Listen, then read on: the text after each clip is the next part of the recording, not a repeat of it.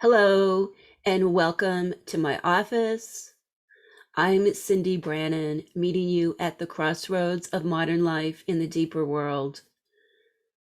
I've been developing this new podcast for months. I knew I wanted to have a conversation about how we are so much more than anything going on in our lives right now, that we are strong and that we are on this journey. It's about the climb. The climb, and the climb is not always easy. There are rocks in the way, there are obstacles, there are people blocking the road. It's just like, when we're trying to get somewhere, sometimes there's road work and there's an accident and there's all of these things happening that are blocking our way, but we still leave home because the journey is worth it.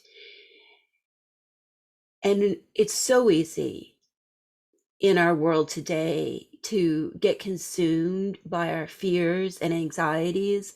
Listen, there is so much to be upset about. And I don't think conversations that deny just the big cultural things that are going on, I don't think they're helpful at all. We live in tough times. The climb is real and the mountain is steep. Just navigating society today and everything that's going on, politics and the pandemic. There's so much going on. And then we lay our own personal journey, the obstacles that we faced in the past, trauma, invalidation, addiction, betrayal, loss, grief. I think we're all grieving right now because of the pandemic and everything else. The climb is tough and there's no denying it. There's no point in denying it. And because there is a world that is so rich and vast within us, this interior life of the soul, the center of our being, I want to have a conversation about how that is the real richness. In mythology, the underworld, Hades' realm, where Persephone found her triumph, was also seen as the place of riches. And we've come to a place in our society where there is such a denial of the richness of the subterranean journey, that the culture we live in is what you could call solar, that's focused on let's just be positive, let's just be happy, let's be wonderful. And I say, no, life is rough and all of the feelings have a place at the table. The more we dialogue and understand our inner world, our inner darkness, the more balance we achieve. It's like we level the mountain. The climb gets easier. So that's the discussion I want to have, is about how this vast richness inside of us, the world of dreams, the world of claiming your personal truth, the world of mythology and archetypes, how that is such a vast world of healing and strength, and that a lot of the modern personal development practices I know, as an applied social psychologist, a lot of these things really work as well.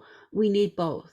We can't deny the richness of the mythic, poetic realm of that deeper world. And we need those coping strategies to manage everyday life. To me, those are the keys. I've written a book that's really quite popular. It's still surprising when I say that.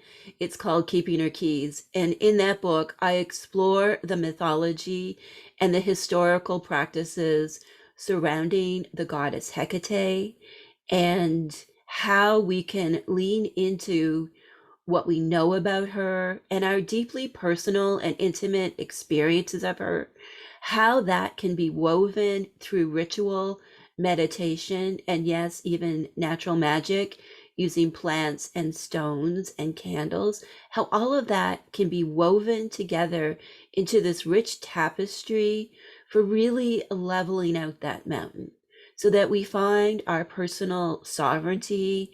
We live from the center of our being.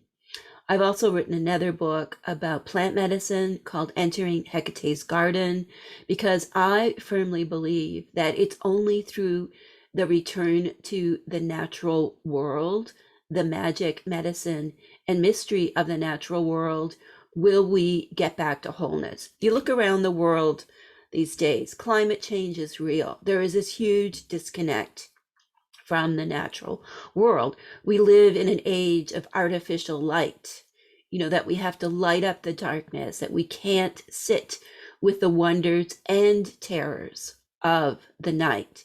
For me, the goddess Hecate, her mythology, her history, even this philosophical treatise that was written about her called the Chaldean Oracles, it has a thrum, it has a vibrancy for me. And so in my teaching and writing, I focus on exploring the archetype of Hecate as anima mundi, world soul, as bringing the feminine back to the consciousness, and also exploring the feminine within. That's what works for me. If it resonates with you, that's amazing. If it doesn't, that's fine. There are so many ways to wholeness, but I do strongly feel that the way to wholeness, the way to level the climb, the way to make the climb meaningful is to connect to the deeper world, however that is for you. In this first episode, I want to talk about the witch in the room. When I was considering what to do for the first episode, I landed upon just my own interior feelings about identifying with the archetype of the witch so strongly, what that means to me, and maybe you'll learn something from my own journey.